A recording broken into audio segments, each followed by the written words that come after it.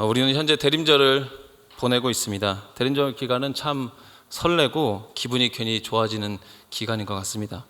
성탄절 특유의 그 설레는 감성 때문에 그런 것 같아요. 어릴 적부터 교회를 다녀보신 분들은 알겠지만 학생회 하면서 참석해서 성탄절 준비하며 그동안 누렸던 그 추억들이 새록새록 우리의 그 미소를 입가에 번지게 합니다. 함께 준비하고 웃고 간식도 먹고 올라이트 날도 새고 놀고 막 그런 기억들이 우리를 좀 미소 짓게 하는 것 같아요. 시려운 손을 비벼가면서 새벽송 돌던 기억도 납니다. 이제는 못 도니까 더 기억이 나는 것 같아요.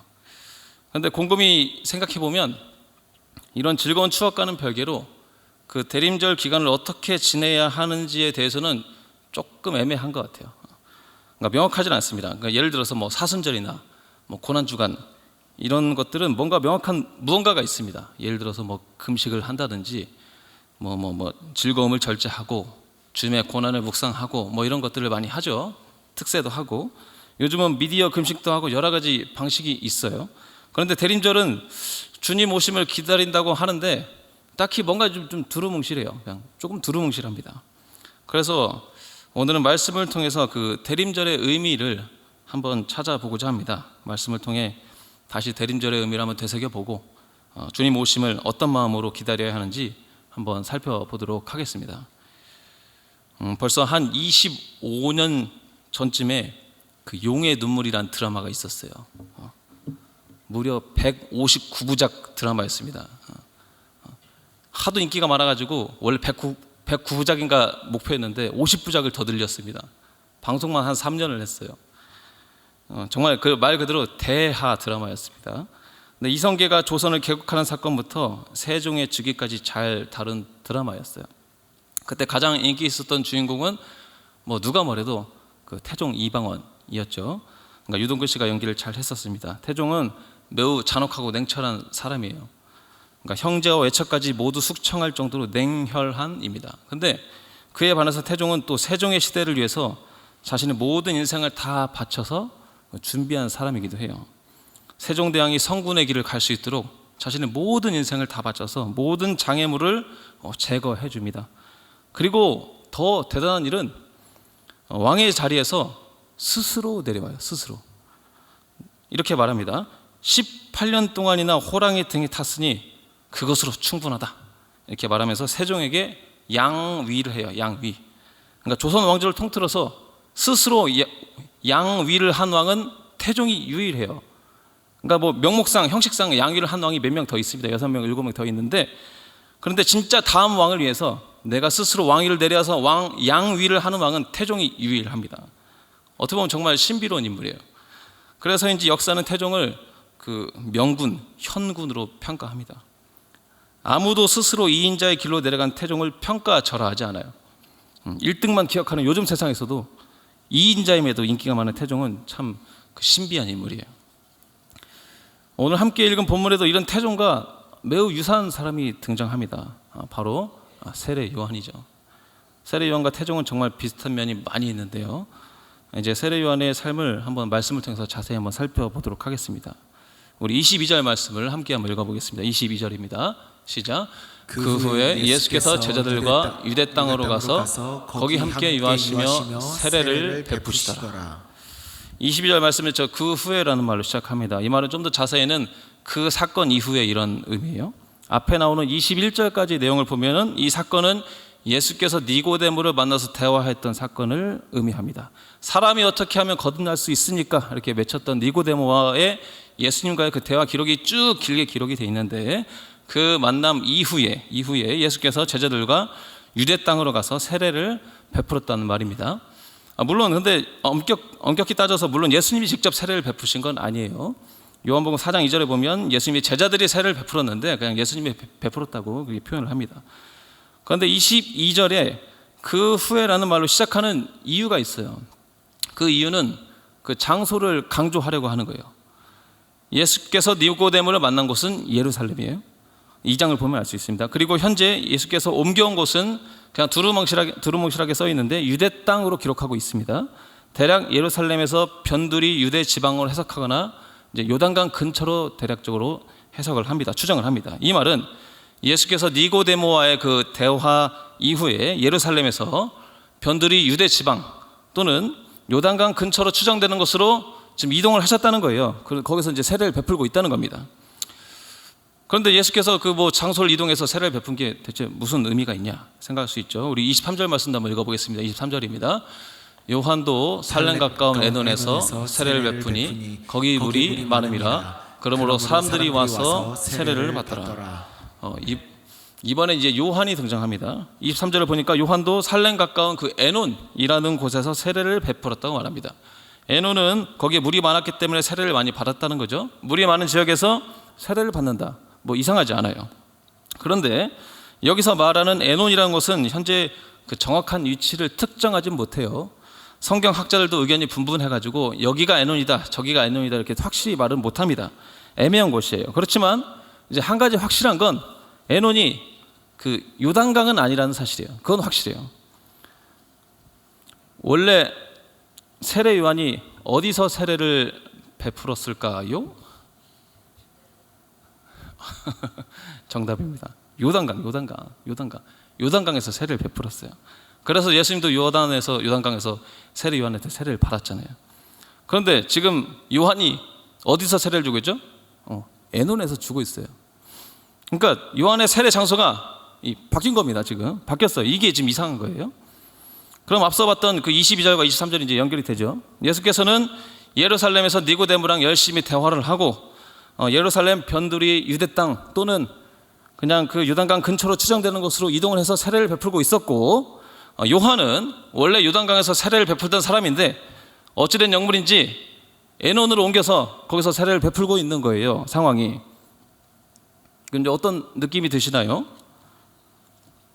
이건 마치 그 요한의 자리를 예수님이 그 빼앗아간 느낌이 듭니다. 세례의 원주가 요한인데, 그래서 별명도 세례 요한인데 그 위치를 예수님이 빼앗아간 느낌이에요. 어떻게 안 좋게 보면 갈등 관계처럼 보이기도 해요. 그러니까 이처럼 어느 순간부터 요한의 삶의 영역에 예수께서 깊숙이 들어와 버렸습니다.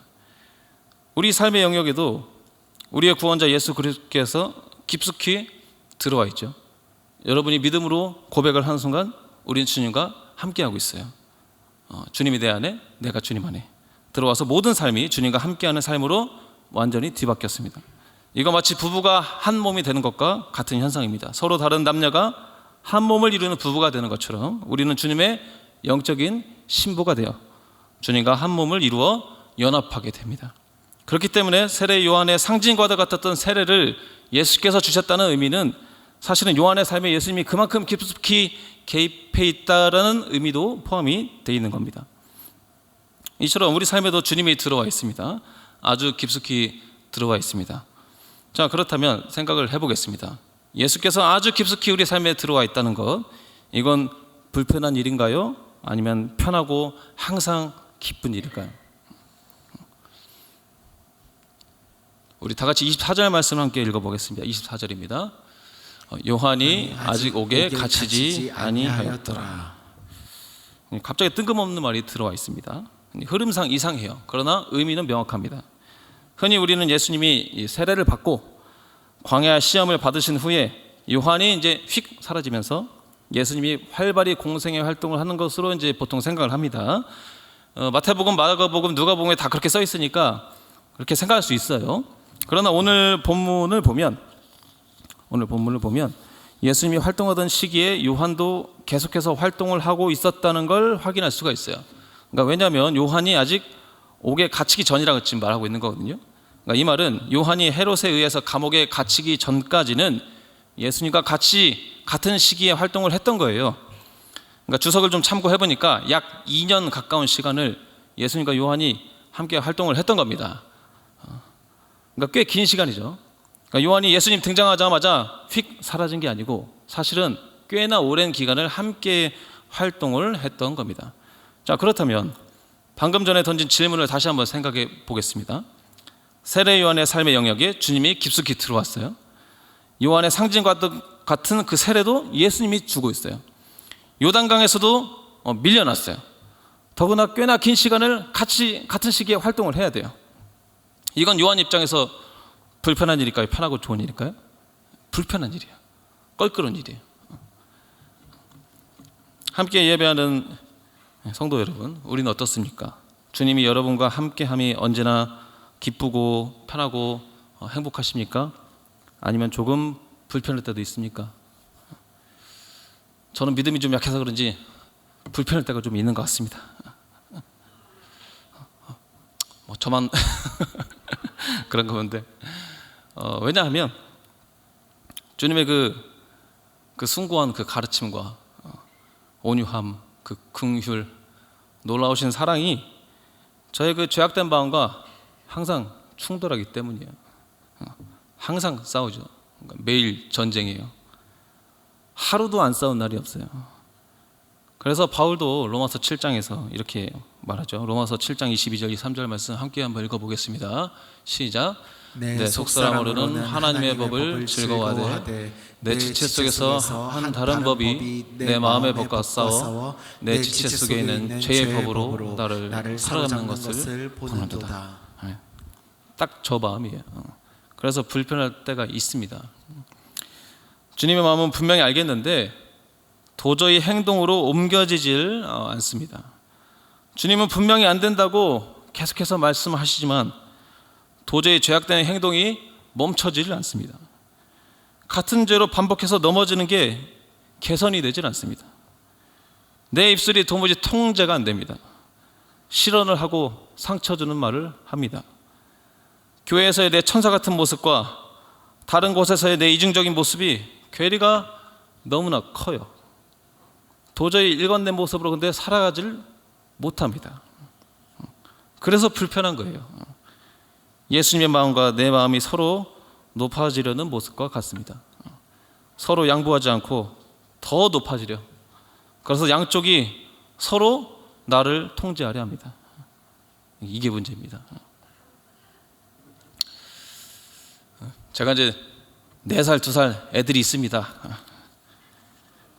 워낙에 어려가지고 집에 가서 애들을 보다 보면 그렇게 승질이 납니다. 뭐 이건 다 겪어보셔서 아시잖아요. 너무 화가 나요. 그렇게 하지 말라고 하는데도 그렇게 끝까지 합니다. 100번을 말해도 또 똑같이 행동해요. 화가 여기까지 올라와죠. 그래서 소리도 지르고 야마! 그런 이미지가 아니겠지만 소리 지르고 막 한 대 때리고 싶은데 그건 참아 못하고 막 그럴 때가 있어요. 그러면서 이제 예전 아버지를 생각하죠. 아버지가 그래서 날 그렇게 때렸구나. 아버지가 저를 많이 때리셨거든요. 근데 그때는 왜 때리셨나 고민했는데 그랬구나. 아버지가 그랬구나. 내가 그런 놈이었구나.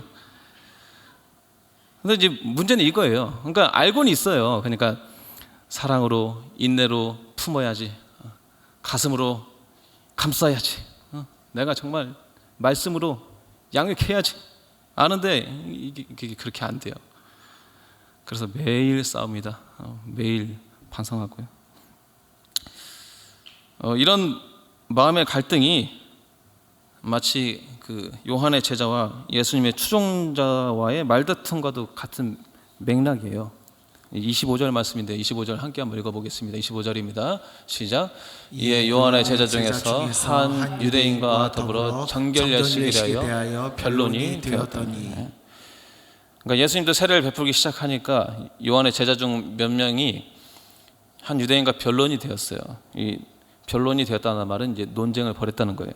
앞뒤 문맥을 보면 여기서 말하는 유대인은 예수님을 따랐던 인물로 보입니다. 요한보다 예수님을 더 훌륭하다 여겼던 사람이었을 거예요. 그러다 보니까 두 진영에서 논쟁이 붙었는데 이 정결 예식에 관한 논쟁이었어요. 이 정결 예식은 문맥상 아마 세례인 것 같아요. 세례식. 그러니까 요한의 제자들은 우리 스승님이 베푸는 세례가 진짜고 원조고 더 권위 있는 거야.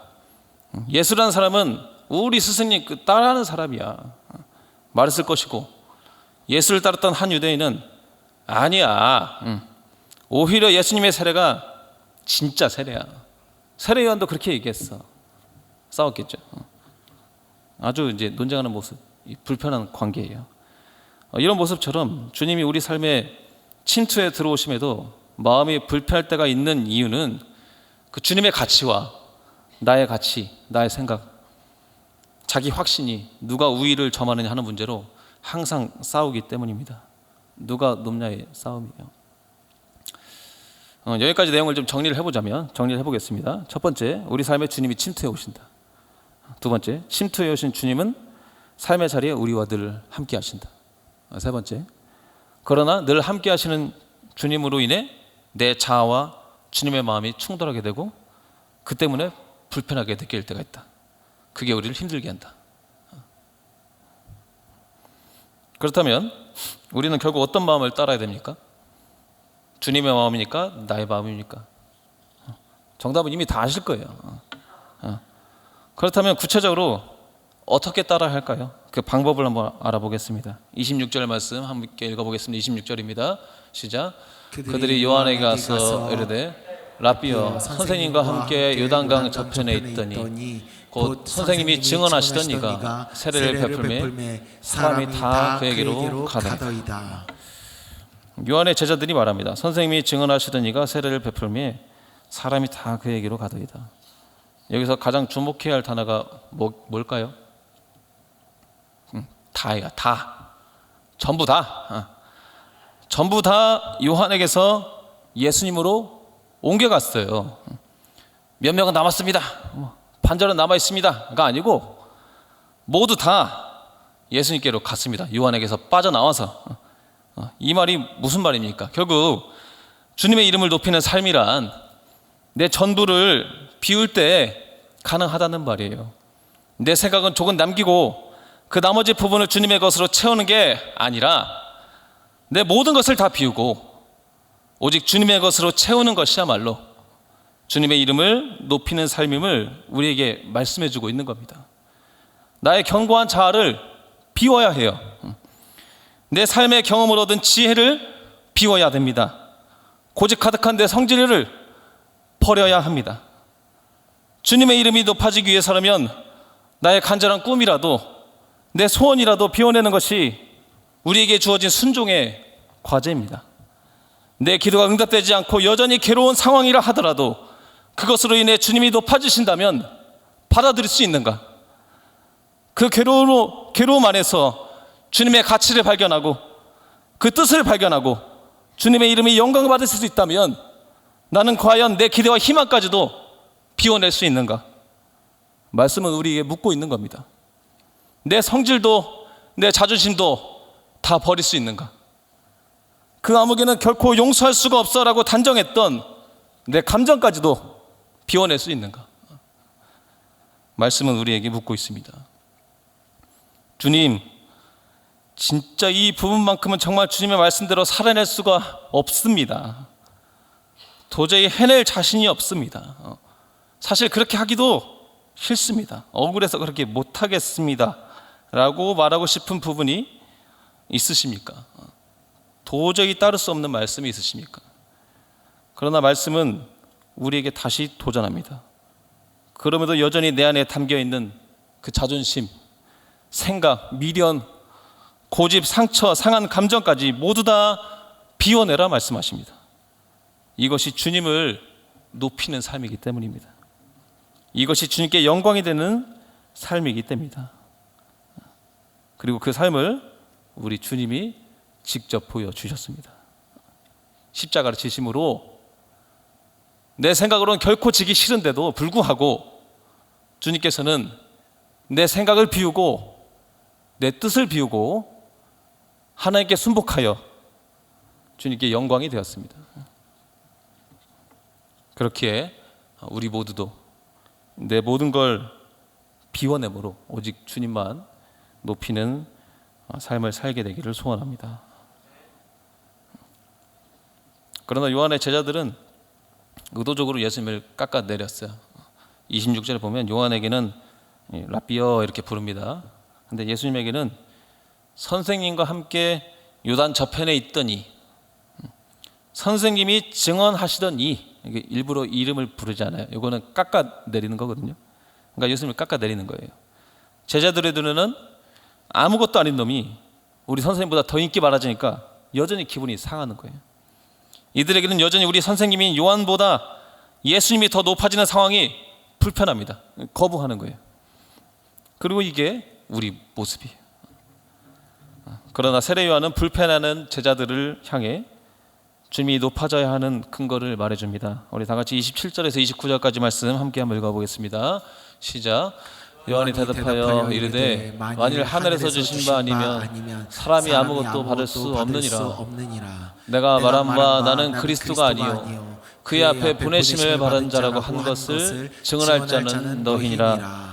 신부를 취하는 자는 신랑이나 서서 신랑의 음성을 듣는 친구가 크게 기뻐하나니 나는 이러한 기쁨으로 충만하였노라. 아멘. 새 구절을 정리하면 이렇게 됩니다. 첫 번째, 주님이 높아지는 삶은 하나님의 뜻이다. 두 번째, 우리 삶을 통해 주님이 영광 받으셔야 한다는 사실을 모두가 알아야 한다. 세 번째, 주님이 높아지는 삶은 오히려 기쁨이 충만하다. 앞에 두 개는 알아듣겠는데 세 번째 말은 이해가 쉽지 않습니다. 기쁨으로 충만하다. 충만하다는 말은 차고 넘친다는 의미잖아요. 물컵에 물이 가득 차서 차고 넘치듯이 충만하다는 거예요. 기쁨이. 그런데 어떻게 나보다 주님이 더 높아지는 삶에 기쁨이 충만할 수가 있죠? 난 그렇게 괴로운데, 내 자존심 모든 걸 다 비워내야 되는데 어떻게 기쁨이 충만할 수 있습니까? 그것이 가능한 일입니까? 이런 어떤 대상에 대해서 일체의 질투심이나 경계가 없어야 가능한 일이죠. 그 존재에 대해서 정말 사랑해야 가능한 일이고, 그리고 완전한 일체감을 느껴야 가능한 일이에요. 그러니까 예를 들어서 내 모든 삶을 갈아 넣어서라도 내 딸, 내 아들이 잘 되고 행복하면 기쁨이 넘치죠. 충만해요. 내 자녀의 기쁨이 곧 내 기쁨과 동일합니다. 또는 예를 들어서 우리나라가 저희 2002년에 월드컵에서 너무 잘해서 4강 올라갔죠? 그때 온 국민이 다 기뻐하고 행복했어요. 질투하거나 했던 사람이 아무도 없습니다. 왜겠습니까? 월드컵 대표팀을 우리와 같은 그 존재로 여기는 거죠. 같은 존재로 여기는 거예요. 한 나라 국민으로서 그들의 기쁨이 곧 우리의 기쁨이에요. 이런 느낌입니다. 요한이 예를 든 것도 내 사랑하는 친구가 신부를 만나서 결혼하면, 그래서 그 기쁨의 탄성을 지르면 오히려 옆에 있던 친구들이 기쁘다는 거예요. 내 사랑하는 친구가 정말 좋은 여자를 만나서 결혼해서 행복한 가정을 꾸리는구나. 그게 내 기쁨이라는 거예요. 이처럼 세례 요한이 자신보다 주님이 높아지는 모습을 보면서 오히려 기쁨으로 충만했다는 말은 주님을 향한 너무나 크고 신실한 사랑이 있었기 때문이고, 또한 진정 내가 주 안에, 주님이 내 안에 함께하는 것처럼 주님과의 온전한 그 일체감을 느끼고 있기 때문에 가능한 일입니다. 그래서 요한은 내가 비록 낮아지고 초라해지고 구차해 보이기까지 하며 자존심도 상하지만 주님이 높아지는 이 상황이 오히려 기쁨으로 충만하다라고 말합니다. 이 충만한 기쁨이 모든 것을 가능하게 합니다. 그렇게 우리 모두도 주님이 높아지기에 나는 오히려 기쁩니다. 주님이 영광 받으시니 내 기쁨이 충만합니다. 내가 비록 억울하고 속상해도 주님의 이름이 내 인내와 고통으로 인해 영광 받으신다면 그 또한 내 기쁨으로 변화되기를 원합니다. 이런 믿음의 고백이 우리의 고백이 되었으면 좋겠습니다. 그렇게 세례 요한은 기꺼이 이렇게 외칠 수가 있었습니다. 우리 마지막으로 30절 말씀 함께 읽어보겠습니다. 30절입니다. 시작. 그는 흥하여야 하겠고 나는 쇠하여야 하리라. 그는 흥하여야 하겠고 나는 쇠하여야 하리라. 주님은 흥해야 하겠고 나는 쇠해야 하리라. 이런 주흥나세의 믿음으로 하나님께 영광이 되는 삶을 살아갈 수 있게 되기를 간절히 소망합니다. 혹여나 주님께 영광 돌리며 살다가 세상에서 무시당할까 걱정이 되십니까? 그러면은 세례 요한은 하찮은 인생을 살다 간 겁니까? 아니죠. 주님은 분명히 말씀하셨습니다. 내가 진실로 너희에게 말하노니 여자가 낳은 자 중에 세례 요한보다 큰 이가 일어남이 없도다 말씀하셨습니다. 오직 주님만 높아지기를 원하고 그렇게 살아갔던 요한이지만 오히려 주님께서는 여자가 낳은 이 세상의 모든 인류보다 세례 요한이 더 크다 말씀해 주십니다. 세례 요한보다 더 큰 사람은 과거에도 없었고 앞으로도 없을 거라는 말입니다. 이 선포가 세례 요한을 향한 예수님의 평가였습니다. 사람들은 요한을 별 볼 일 없는 이인자로 생각할지 모르지만 주님께서는 요한을 모든 사람보다 더 위대하다 말씀하고 계십니다. 나를 비우고 낮춰서 오히려 주님을 높이는 자는 하나님 보시기에 가장 위대한 사람임을 꼭 기억하시기 바랍니다. 이제 말씀을 마치려 합니다. 오늘도 주님은 우리 삶에 찾아오십니다. 아니, 이미 깊숙이 들어와 우리와 함께하고 계십니다. 이미 함께하고 계세요. 마치 요한의 삶에 주님이 침투해 오신 것처럼 우리 삶에도 침투해 오십니다.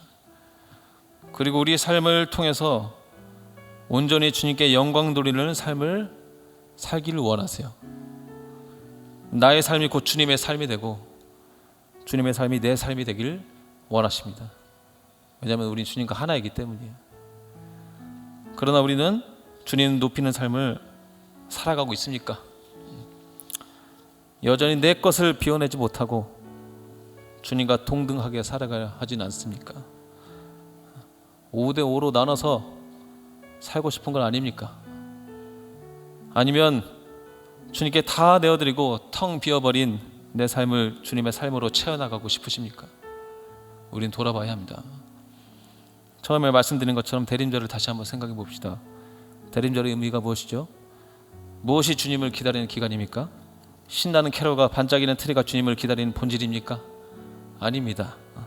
주님을 기다리는 삶의 본질은 요한의 삶처럼 오직 주님은 흥하시고 나는 쇠하는 삶입니다. 오직 주님을 높이는 삶, 오직 주님의 이름만 영광 받으시는 삶.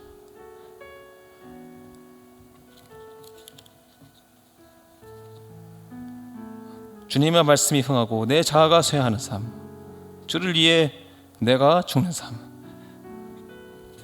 내 모든 고집스러운 것들을 다 비워내는 삶.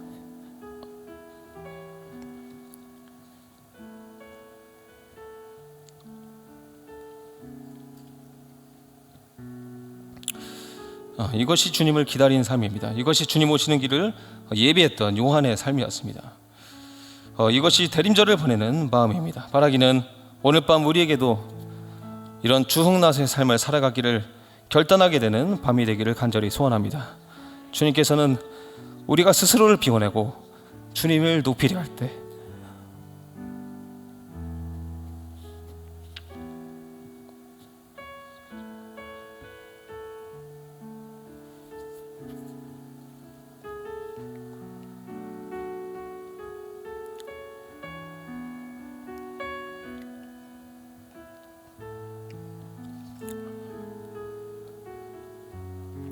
오히려 충만한 기쁨으로 우리와 함께 하실 겁니다.